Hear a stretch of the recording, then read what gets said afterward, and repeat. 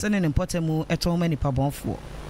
ogusua ehhye wonum a wodi won didwa no na wachire won amamra no ene wonum edi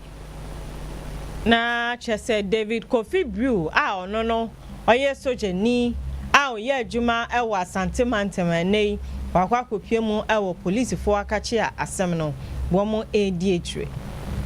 Yegusu ejina Ghana mino astra dom no akachi ni de ekoso na ene yese asrafo nipa mako edunum 954 ya won hu sisi won hu so ya ma won teteye ene yasoma won se won ko Jamaica maimu na won konko bo Jamaica mino se de be ya obetimi ama no homene eso Jamaica mino atrenchen bi at won enche kra enam so ama asrafo a Ghana fo edwo ko na akwa bo won botaye ne se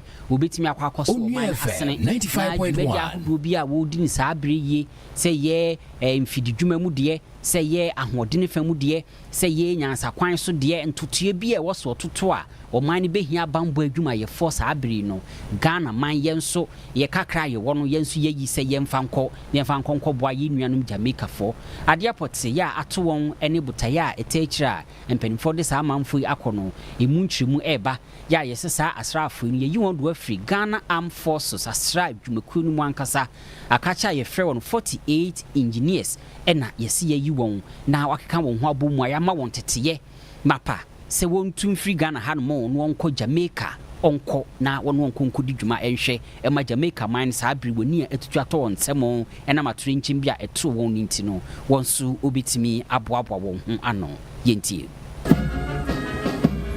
Onua FM 95.1 Asram penimfo etwemu a srafo asese wode wo mo ko Jamaica man ni mu no wokwa akoboa sebeyi a asoroche den a na ehum edi atwiri a wotu den Hurricane Melissa ebesese niema ewo Jamaica ema omanfo ani tutuka won sem no betimi akwa akoboa wo mo oyi nipa aduanan nwotwi efri Ghana Armed Forces a oyi engineers a osuse obetimi akwa akoboa ne ba ne se adansie eho dwumadie bi ekoso a wode wonim die ene wo ho den aboa Ghana oswafo shama na nsam so Samuel kujeto ablakwa etwemu a se dwumadie kire se o my Ghana ye krado se amanone asumdue ene emwa no wode wo ho ebehye bi. We all do know that Hurricane Melissa has wreaked a lot of havoc. Over 40 Jamaicans have died. Onua FM 95.1 is in excess of 8.8 billion United States dollars. His Excellency the President, in addition to the humanitarian support sent, has decided that today we need to deploy our troops following a request formally made by the Prime Minister of Jamaica. Mampenyi John Dramani Mahama de to asrafu yenim se wokoyi onko dan suban pedi na dwumadi a wode ahye won sa no wonkonko ye ne yiye. Ghana has consistently stood for international solidarity, humanitarian assistance and global responsibility. Our nation understands the pain of natural disasters and the long road to recovery. Today's mission reinforces Ghana's commitment to humanitarian response, disaster recovery, reconstruction, and South-South cooperation, Pan-African and Afro-Caribbean solidarity. I commend the Ghana Armed Forces for their professionalism, for their discipline, and their readiness to serve not only at home, but anywhere in the world duty calls. Chief of Defense Staff Lieutenant General William Ejapong chwese wo ni daso ewo nemrantie yi mu se wo ko bokwa kobo adwumaden e de ama o my Ghana o manfo beka yi a eni meboso me de toso aduonu miensa e na Hurricane Melissa etwifa Jamaica kroni mu a enam so mani pa be se mpem aduokuno de wani etutu aka won sema woni ba bitie na nipa aduanan no mu nso enam so ahwere wo mu nkwa o man no aboka America sika bese opepe oha ene aduasa.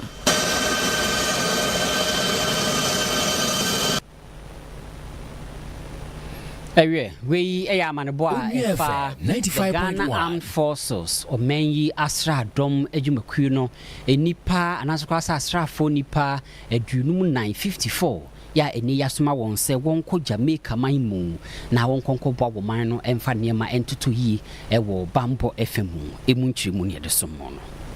Nye begyina sansem we eso na akopie mu e wo mrahye ayade a Agyarko a womo ehwe a bambon sem nipa ba ko a no ranking member on defense John Intimfojo wakasa edi etia sade se ontia se aban no edi asrafo beko Jamaica ani Benia wanfamba ma Agyarko ama woman kasa mfa ho na woman giantumu ansa na aban esi sa ginae no bisa se hwan na aban no ene ne kasa ya osi sa ginae ebi oso obisa se na mo kokra de wo na man kan trobia enti nkofo ekwe se bibi koto o ma edien na aban no ebeka na ka wasa aban no ebobo ni nyina ho ni mpanyifo etena se ebobo hu na wogitum na wohwe ne ebetumi esi ene kwan a mbetumi afa so aso ano na so aban no anya ne sa ana wata masrafo yi se wo mo nko Jamaica ni Benin ebi oso ose wo hwe asrafo a yeyi o mo esi kwan ho se womo enhwe ya kwan ahodo no so a emfa so bia ni so osisa ade ni mum sanke pese ye hwe ama asrafo ye adwuma ewo ya kwan so a ene omumfo munkoboko galamsey site ahodo bebi a yetu efema gudie bi kwan bone so no mumfo munko ho gbanyi yiri nso mumfo mu enko honom na mum nyamaye no osi ono de ohia answers aban no emeka 95.1 yentie ni okan. Recently, when they sought to buy helicopters, they had to consult Parliament. So how come when you want to deploy troops to Benin, you do not consult Parliament? When you want to deploy troops to Jamaica, you do not consult Parliament? What are they hiding within this process? The first matter we want to tackle is that sending troops to Benin, we need to understand which protocols under which this deployment is going to be undertaken, how many troops are going to be sent, how long this operation is going to be undertaken, and what is the cost to the state. How much is it going to cost the state for these troops deployed to Benin that will be incurred as a result of this decision? We have to ask all these questions. We are demanding answers from the Minister for Defense, from the Onua FM 95.1 who took this decision. We are also asking that even the accuracy of the decision and the propriety of the decision is in question, is in doubt. You recall that some time ago, similar deployments were made to Guinea-Bissau, ostensibly to preserve or protect good governance and protect democracy. The troops were there when the coup occurred. So the very troops who were sent there ostensibly to protect democracy and to protect good governance were there when the coup took place. And so in a situation like Benin, where the coup had already been attempted, allegedly failed, what executed when they have already been executed? They ought to come consult Parliament, for Parliament to ask all the questions and provide inputs before these decisions are taken. These are very important decisions, and the executive is consistently taking Parliament for granted in these matters. We also saw on the streets of Accra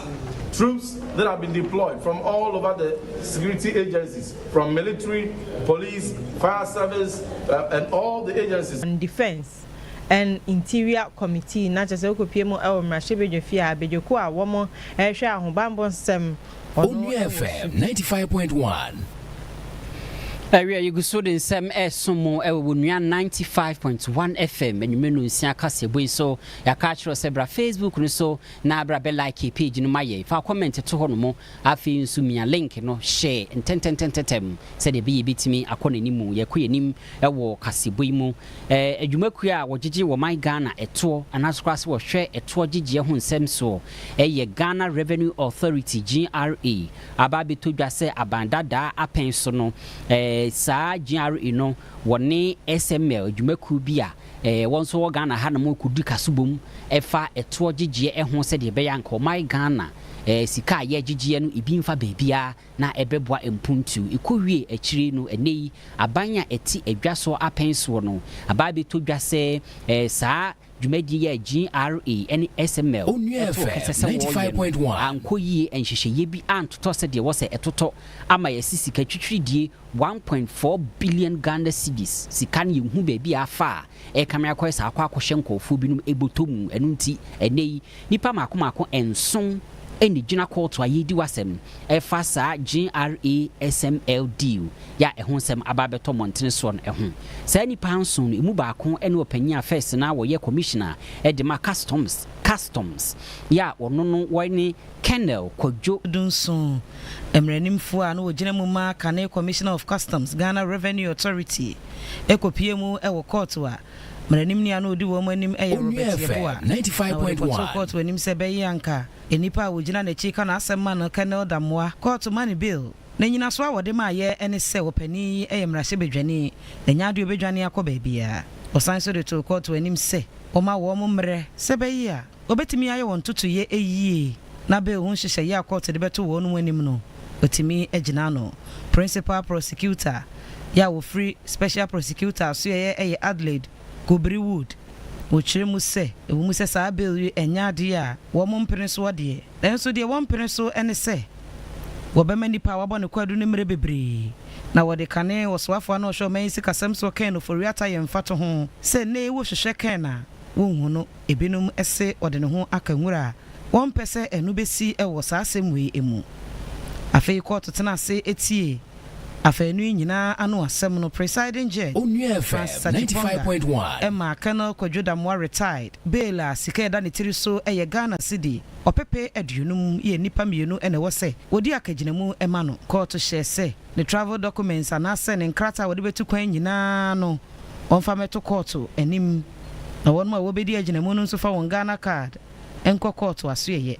ɛno na nkyɛn German South mmarahyɛ bedwani ɛwɔ so wɔde ne din ɛto stop list so sɛ bɛyi a ɔman yi miame awodo a wɔfa de tu kwan nyinaa no wɔntimi mfa hɔ MP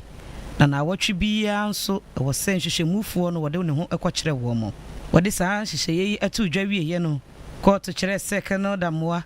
wɔni bill nhyehyɛyɛ yi ɛso ya a free special prosecutor asoyɛ ɛna ɛba na afei ɛne animu yi a no nhyehyɛyɛ no wɔtwe mu ade akosi panima abosom de ɛtɔ so aduasa baako sɛ bɛyɛ obɛnya nipa mienu ɛde wɔn mu ababɛdi agyinamu wɔtu asɛm no ahyɛ ɔpepɔn bosom de ɛtɔ so aduonu national chairman a wɔda local contractors ano ɛyɛ Owura Alex Boampong wɔde ato contractors anim sɛ wonia aban de contract ma wana sɛ obi ma wɔ adwuma bi sɛ yɛma na ɛwɔ sɛ wotimi yɛ ne yie sɛ bɛyɛ ɛbɛboa ɔman mu awie yɛgyina wei so atwa yɛ ho tew agye aboafo nkrato yɛba a nsɛm no de aka dɔso kɔ so a ɛne yɛntena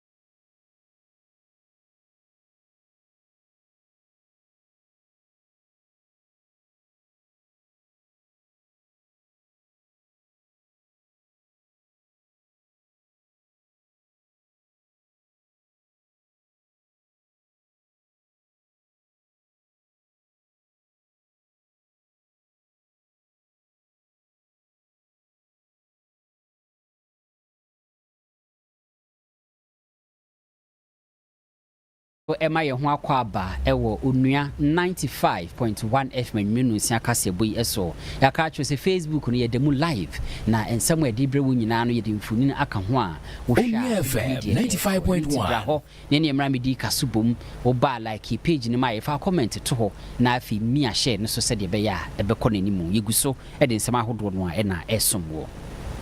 Yentu aso na yenko bokwe ahinsem momente me ho ase enam so ama empanyifo ahwe se wo bema asumdwe ababoko ene ne impotemo enam so ama empanyifo ayi asantehene otumfo se tutu a otoso mienu se asemi nia enam so ama ntokwe eba na ekọ na samba no won hwehwe mu nyina na won hwe kwan a won betimi afa so ama asumdwe aba enra otumfo ade ehumuaye ade akwakwa koma mampanyi ewo naso yeye anase na kache na ensema ewo mu no enne enra mampanyi agiatum amene ono so ade ne diaba na krata mampanyi ade aba no ne twetweni anase ne kasamafo Felix kwachi ofosu ana ne nsa ehya ase na ne nyina ne se ensema otumfo ade ba ye report ni mu no aban no Agyarko a Agyarko papa osi we di ebeboa ama asumdwe aba boku honom na yentie ni ewo men enam sa krata otumfo ade akoma mampanyin no ahye anase wo mu mienu ni nyina ahye se Alhaji Seidu Abagre onsa nechi enko na lerigu na onkɔhye na yiri no ase na ebiom nso ni nyina ne se omo ede krata ya omo de bae na se otumfo ede bae no omo kire mu se ensem ewo mu ni nyina ye ensem a omo evidence na che se enwu krojin ni ewo mu no krojin na omo ede aye adwuma ebiom nso ekwan a ye befa so ahwe ama asumdwe ababoko no womo beye na bio nso sa asumdwe no eba ho no ma ekwan a ye befa so ama asumdwe na atena ho na enkoye te se ene asumdwe aba na so ochena udwa ho a na che se ye entokwa no ahye ase eba ne sa eyade ha adwun ye pa na bio nso krata ye asantehene edi abayi womo se womo esigina ye hunu se na ba asigri abugrago azoka mamboni ye amofa ncheme a otoso mienu no ono ena oye boku na aba na chese ahenie no ono ena esi ni naso ebio nso aban no ahese 95.1 enimenimu ya no sana midin kankan no Alhaji Seidu Abagre wonsa nechi enko na lerigu ebio nso mampanyin se enam so ama womo active tuo bi a no 1 million Ghana cedis ne womu womu fanko na momfanko ye boku ye na sasike efi afi eda enim 2026 ekopim 2028 no na womo behwema sika ni nyina akoboko wom behwe no mesesi oma kwan empuntu a eni boku nyina sasike ebehwe aboa mampuntu mapa ababoko se ye kan se apomudinsem ebekoye ewo boko enhumesuansem so bekoye ewo boko se kuayo yenye nuane awodo yedua bi yenye bi no eba bekoye ewo boko woma kwan ati afansem nyina no womo eba be siesie ni nyina aboa amasikasem yedwadie mu nsem akonanim ewo boko eni etifido mantem nimu ebiom so kratai a Felix kwachi ofusu ne nsahya ase a efiri aban akache eba no kire se safutuo yi wo so atofo sin ye foto sanfo no ena eba beda sa abedweko yi ano na ebio nso aban no asre se ganafo nyina yemfa akomapa entai sa de we echi na emmoa na Supreme Court ne judgment ode baye no woman fasa pepepe enye adwuma na ewose odi hene no ya ka che ne se no ena ye rightful owner no ondi su pepepe obia so nye sitie na wonhwe masumdwe no embra na eba ne se ebeboa omanmu ni nyina enti ye kasa no recommendations and I footto as antehini or say otumfo say tutu ede baye say aban hwe na fam wama asumdwe embra bokono aban ne say wagye atumu pa eno ano de beye adwuma Enra ena wo manyi Supreme Court kese de atemu eba ya nanso kra se wo de asembetu dwa na nyina efa kwandai emrahye bedwa abatoa nenka Tamale High Court ahye se yenkonkot no foforo no ehu Supreme Court tena ase a wo se abatoa ne ho nhye ya electoral commission ne mpanimfo aye nyensentrofo unwansentrofo ye ne woni a ontwim abobe NDC ni MPP4 woni a wo hwa abatoa ho nsem so ne ade etwetwe nkomo a age wadwenche ena opanyin a oye okwankyerefo abedi akiri NDC amanyuku di mu efa abato ho nsem so wura Maadi Jibril wode tu unuafo animu se wode atemu eba ye no eyade a opene so pa ebeboa efise nenka abato a wokwa akoto no foforo reran no eni bronya afofida no aba FM 95.1 boabo asem ento abone ade no eyade anka be ha adwene kakra eni ti di Supreme Court di aba se abato no yemfa nkonkon ho no no wogidi se ebeboa yenti no Madina Supreme Court has a what move me so. That do a boy. Nhyiraba, she said, yeah, Agyarko in 2024 election 1.7 million. I say, she my papa towards elections 1 year. Now it be Christmas for the first Christmas of the victory. Now I will see for Nagafe never to Bandai say, yeah, you for election. The next year. Only me say after 30th, not 31st. What you say? And you see the struggle. I believe they say Abwa or mine be Abwa. There's a man quite more the brother. That time no. Robo via a big Christmas. Onua FM 95.1. It's so intense. After elections, you know, we all go there after Christmas. There I conduct elections. Not just a moon. And I'm just say beyond that, you know, how much less almost a way campaign. But the Supreme Court say, Moon 7 years actually quite better. Now I become one more. Until 1 year on a 13 from Mombra. Yes, I can't say mono. I don't think it's a headache here. For us, we think a extra time for us to be able to play the game very well. And to Mubasako, a year pandai, now Marco Yamonto to Yana, a mobile train campaign, no answer. Campaign the party works 24 hours every time your party Juma. And you have an engagement. We will continue doing engagement of our party people. Yes. Let us have mobile engagement. But you national Nebeko and I said Moon number chance. Onua FM 95.1. Unchain say BP into our running party Juma like a event. The BBC and some Agyarko dia and then when you as I can say mood bronya nti na me ka say bia engagement the bronya but we say intense campaigning say be we dey to give her the clear direction say never call so never question run yes it's giving us an impression say yes the issues that we are raising no the system is beginning to side with us. Onua FM 95.1. Well, and that full victory is just an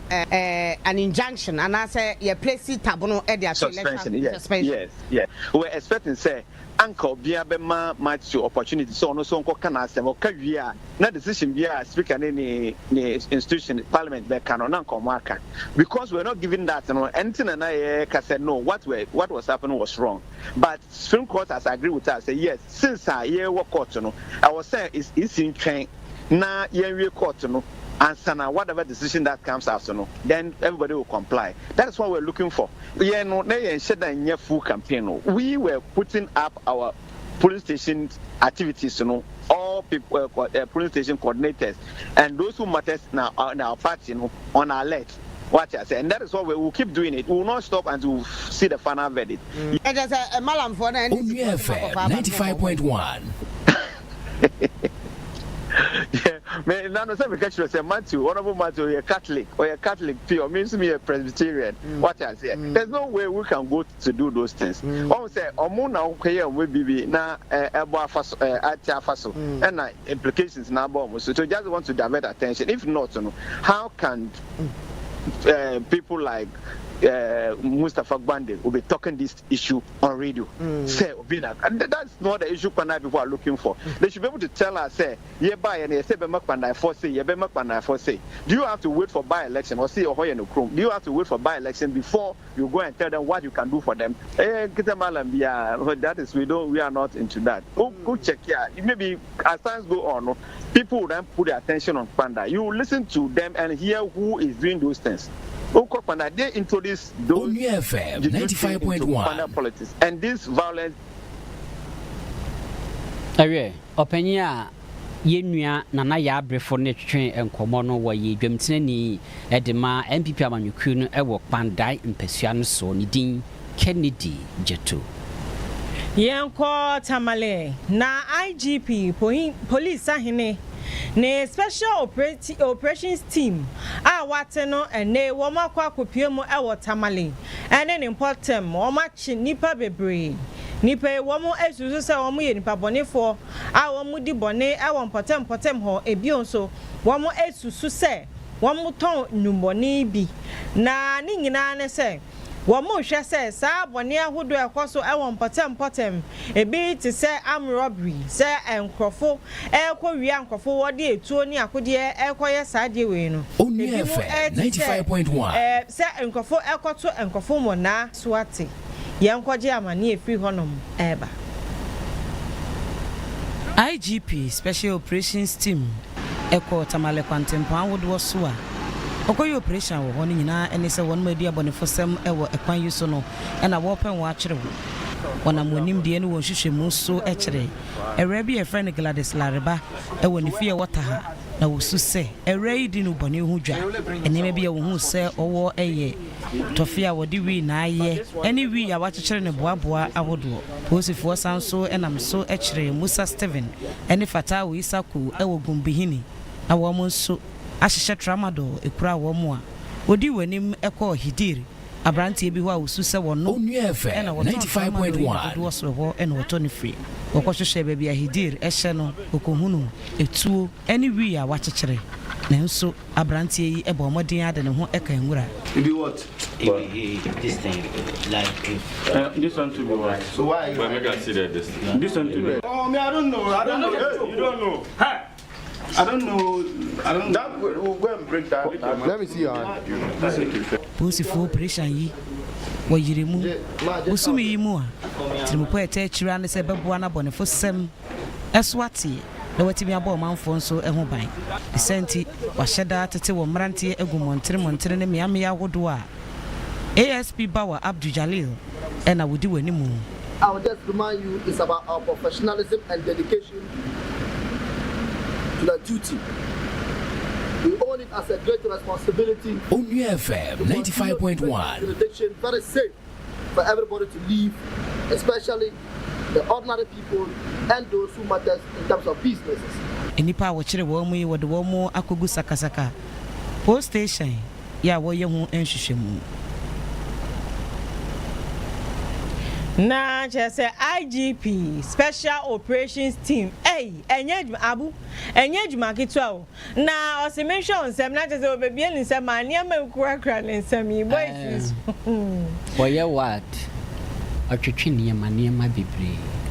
asem si ma mention nsem ne se police ni ma de kura hye nsem ho ntino se ye ma obi eyenso we so ya chiwo ade ni su kita o nti ma mention nsem wo sa di si aye dey wo timi nyale abutu aso wai ye beto aso akoye nim na Ghana manfo ye nka kire mo se Facebook no nya maso abra ifise nsem a ye ka kire wo no emfuni etato asem a ye du suo edi hwe edi ka edi tie pa eye efri adentan empotamo enkran ha no mo na bia ba ko bi ho no mo ye se frɛ ha baba junction down at timemu fe wo ha no mo eni abre pa se aban mra me ye bibima won na mo amo Facebook no so mo mra me hwemfuni na wo ha no mo eka kesie bi ananso kra se ye stream sɛ yɛ nsuo sɛ yɛ deɛ kɛseɛ ɛna ɛtwi fam potamu hɔ no mu a deɛ ma no yɛ awerɛho koraa ne sɛ sukuufoɔ a wapɔn sukuu na wɔgyinagyina adeɛ n'ano wɔnhunu deɛ wɔmfa kyɛ sɛ deɛ nsuo no asi yiri ne sɛ deɛ si twi fam potamu hɔ no mu no akɔ yɛ awerɛho sɛm paa ɛno nti ɛnɛ yi adehyɛ ne sɛ wɔatena saa de no ho akyɛ paa ɛno nti aban hwɛ na sɛ bridge bi wɔbɛba abɛpɛ ayɛ de ama wɔn potamu hɔ no mu a ɛbɛboa ɛfiri sɛ sukuufoɔ no wɔ dan mu koraa na sɛ nsuo nya hyɛ asesɛ mu na pɛ ɛnyɛ adeɛ bɛtumi ɛnya adwen papa bi sɛ ɔde te hɔ no mu sua adeɛ because ɛkwan a bɛfa so a bɛkɔ akɔkorɔ so saa ɛhɔ no mu no bɛkɔ akɔduru fie no ɛyɛ ahomete sɛm paa ɛno nti yɛntie temamufoɔ yɛ a wɔwɔ Baba Junction down ɛwɔ Adenta municipality no mu ɛwɔ nkran ha wakosɛm a wɔde to dwa ɛfa saa ɛka yɛ a ɛda hɔ no mu a ɛsɛ aban fa gɔta anaso kwa sɛ wɔmfa bridge ɛmɛto so no yɛntie wɔ no mu asɛm wura Eugene Kwashi Yeboa ɛna ugina ɛdɔm n'anim a wɔne wɔ nua asɛntwerɛfoɔ ɛtwetwe nkɔmmɔ Kofo Mafra ɛwɔ yɛ kyi hɛ ya ɛyɛ basic school eti certificate one wadi 4 years that's a KG1 for Ecosi JH 3-4 already 50 Onua FM 95.1 if you classroom you say one and 20 years na so yiri a one beka echi ensu a eba no before you say the volume is too much for this COVID 8 years right you are making a lot of efforts you are quite assembly because say honorable MC Adenta Constituent Assembly SCIA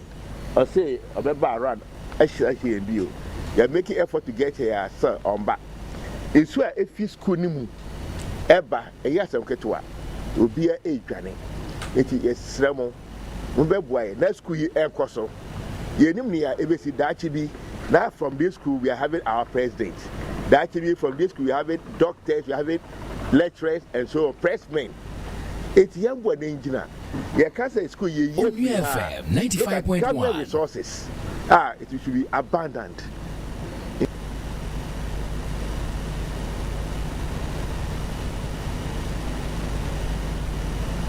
Nonsia Cassiabui, Edumaku Asiasani, a core mixture.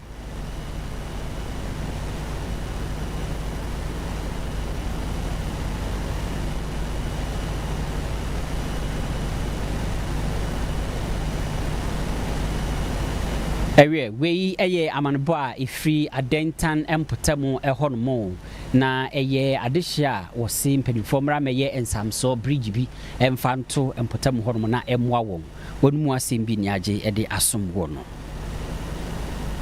Ewe yanko ensafufu me na soafo hwe padie ene nnwuma ahodo so Dr. Rashid Pelpo ene ne ode kokobo ede ama woni a wo mo fa nkofo adwuma mu a wo mo tietie wo mo fa hodie so se wo mo enjoy na wo mo ntwe mo ho enfri sade no enye sade a emra no wo mo ebe fesi mra no pa na se emra no eni o mo bedi papa na ode sa kokobo etudwa wa bra okopie mu ewo factory ahodo ewo industrial area ewo nkrankrom ha sei ni nyina na se ohwe adwumayefo mutibie mu na ebio nso ekwan a ebefa so a yebeboa ama obibia henhan no ewo na adwumam yenti amane efri honom eba Waswafo no edina na mutuo ni hyase wo Promasido Company Limited woni adwumayefo ene adwuma mpanimfo atwetwe enkomo ehwede ekoso ahunidie hu nsem wode nani edi akiri afi nso nhyehyɛ ya ebema adwumayefo enkankro nso SCP no eno nso ho ensem 95.1 edi no ehu bi wose we eka abayana mo a wotuo na woni enyumanwuma mpanimfo edi kasubom ehunu kwan obefa so ama enyuma asem akonanim ehye aban 24-hour economy nhyehyɛ ne ho bi akiri no osoafo no kopie mu ewo farm milk ya ehɔ nso wodnani kɔhwɛ de ekoso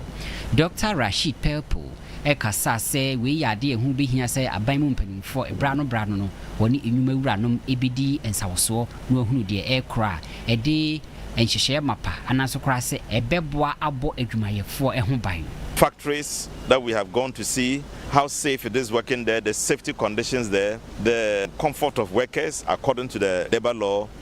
and how much we can expect still out of them? What jobs are there? How many Ghanaians are engaged? Is there a possibility of engaging more? And what can we do to increase their capacity to engage more? Ne nyina mu no wosoafo no eka se ade ba kwa ne ni anye ho ne se toda na enwuma wura no binum etiti adwumayefo efa ahudi so se wokoso eyesa na ne aban ebehwe na wode wafamra kwan so. That situation reported to me was bad. Workers are engaged for several months. There's no letter telling them their conditions of service or even whether they are engaged or not, and they have complained to the TUC. The TUC got involved, and they are now saying, workers, go home, we don't want you anymore. It can't happen in this country. I'm just sending a signal to them. You can't do that to the workers. Engage them, give them their letters, make sure they are properly engaged, but it is when they insist in doing the wrong that we may have to go to court. We want organizations to work here, to feel comfortable working in Ghana, to stay here and grow. Onua FM 95.1. Na chese swafo hwe padie nyuma hodo so Dr. Rashid Pelpo ena wakwa akopie mu ewo factory hodo ewo industrial area kopie mu ewo Promasido Ghana Limited Cowbell ena wone mpanyifo edi nkomo ewo ho. Afi yenko ensemu a efa apomudine ho nsemu ewo yenka sebui mu yenkonko gyina mu ewo Banda district no emu na ehanmo ena opanyi a wo hwe apomudine ho ensem so mechre health director edema Banda district na hanmo eye Bono region no emu Ura Simon Adams ena wo kasapa se aban ne mpanimfo enhwemra me bibi ema won na womra mesi akache sonkwa ebeboa ama hospital no etimi ejina ne nan so efise wo hwe 95.1 enyini ewo mpotamu ho nipa dodo ya wo ba beje ayarehwe ewo ho no wo doso enu ntini brano ehu behia sese Banda district hospital no na so kra se Banda asopiti no mpanimfo emra me biemu na intimi emwa ne yesi wo hwe area ho no nyina no kra na e kame akoyesa ade a ye friend say district hospital no yesi ebi nhye dani ho no mu enu nti se saa asopiti ho no mu sisi no enipa dodo a eba ho no mu eni se de akade ni ade enyina ne nice ho no oba ho no mu saa no a na doctor fo no aka kire won se wonko ba bi foforo na kyese ya referral eba saa nso aka esika eni ade na akwakoye ehaw e de amatemamufo no enu nti empanimfo kasa health director edema Banda district no Ura Simon Adams kasa se abanhwe na onye bibi emfama se de be a chips compound no obitumi ebiemu na Onua FM 95.1. So bi yare sisia na se ebro physician assistant so no ebro midwives no so a dey so mo ye ni se ombe refer case na ko nsoko anase wanchi ena ya ha se so ye wo overbank communities oko Bragwater na chi ho a ye wo communities bibre e wo ho no ma sankofo no nyina no access to healthcare no problem kese pa nti these are some of the challenges I'm say Banda district is facing. Enti say aban no em say mmoa bi say beba na say ebenya hospital ama district na me fi say nka ade e be boy yi pa.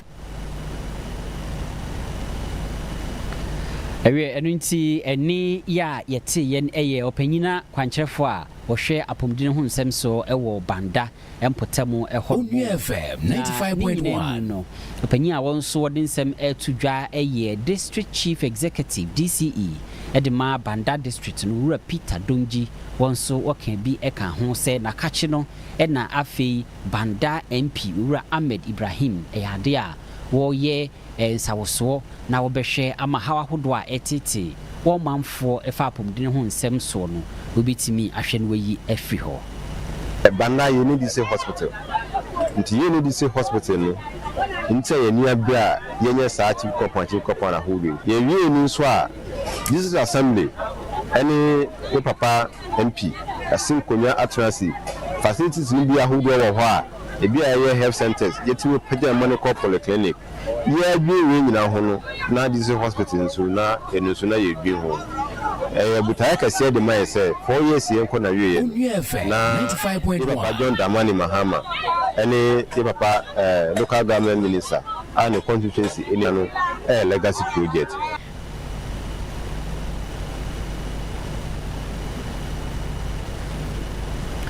ɛno nti wei ɛyɛ nkɔmmɔdi a ɛfa apɔmuden ho nsɛm so ɛwɔ banda mpɛsua no so ne nyinaa mu no resident no ankasa anaso kasa timamufoɔ no a mpanimfoɔ ɛkasa ɛde ma wɔn sɛ yɛmmra mesi asopiti ne ade mfama wɔn no wɔn so no mu nsɛm ebi ɛna yɛakyerɛ yɛde sum wei problem a face pa kɛse pa kwan na nkasa mpo na hia pa sɛ tama na saa chief compound we obi yale wɔ ha no ma gye sɛ yɛbɛkɔ dɔɔdɔ na no sɛ na pemfo bi awɔ aka no sɛ ne dem bɛkɔ hospital yɛde no kɔduru dɔɔdɔ ɛmi sɛ ɔmo ntimi no wɔ hɔ no gye sɛ ne kɔ ɛfrɛ sɛ nsɔbɔ ɛde moto kaa koraa yɛ kwan no nti wokɔ sɛ driver no bɛfa wa ɔmpɛ sɛ ɔbɛfa wo nti gye sɛ moto na ɔde bɛma no gye saa de nipa no akɔ mede no kɔɛ so ɛkɔ wɔwieɛ nso driver no mfa no mmra na ɔmu twitwi ɔmo no sɛ sɛ ɔba a wɔwo adeɛ akyɛ na mafa no wɔ moto so ɛfiri nsɔkɔ na mede no aba kuro ɔmɛtena moto so saa meduru ano yɛba a ɛduru baabi a gye sɛ yɛgyina ma ne si tena ase ne ɔhome kakra nsa na yɛatoa so abɛduru nti kwan no deɛ ɛha yɛ kɛsekɛse sɛ sɛ a wɔnyɛ saa cheap compound wei area yanko ensem fufuru mede wo ko afija kwabre south empefia no so ewo asante mantem na mpanyifo ewo ho e de aso abofem se na ebe ya project ahodo be ye niama bebre wo metumi esisi ama impunto aba honom na we no ebekoso ewo important be ye enum na project yi ebi ani se wo mo ebesi school chips compound ebi onso ejanai bia eno no eye abefu die bi no won behwe na won mesisi ewo honom na ye hwe bebi o mo kwakosi e bosi eka ho bi enchiri bo ho eka ho bi akwasunso eka ho bi heman ani dumachin so eka ho bi ani nyina ewo efija kwabre south empesua ne so na aban na musini a wo ho Patricia Pearl Ankra awokasa no eno se aban no aye krado pa so di mpuntuo ebeba bebi a efija kwabre nso eka ho bi Enkura hodo a ne womunya emfaso no bi eye 95.1 tribuo ho akwasu heman dumachi ene nyina no ewo afija kwabre south municipality ni mo asante mantam no emu mensi mu kracho won patam honom eye Patricia Pearl Ankra wode atoja sei aban no ehwe se kuro bia betumi enya emfasode no beboa ma mpuntu atumi akoso free and kasi kromba ha say cry almost 6 miles emu waye eninti se bi awoka obi anajo a obefa he ni nyina ka ho bi ma ya dwene ho ne o mampanyi di nkomo mmene the health center baha there's school I started had 1995 JHS ni ha say ene the JHS ba be ka ho se de be ya school fo a ewo dumachiman ene nkrotu atwa ho ahia ya kan ya ni a wonipa ewo ha say FM 95.1 ene achi enim say sa project a yede ba he ebesomo man no ama yemu so anya aban no ho emfaso nananom ene adehyo mo ampatem honom so ele nsema hodo sei etudwa esi ho ache nana mu kra na iwi so bubu no so mo hase afofra be ma hodene abem ama asasto ye gina o de tie na edi ka so no omom di ka tu ana mo se anko wie peye ti aban we aba na so abeso asen so bebo ani amfi se obubu no o started afofra be ye kama sense na wo ho na asai ye mpatem ho na kwa international school so nkoa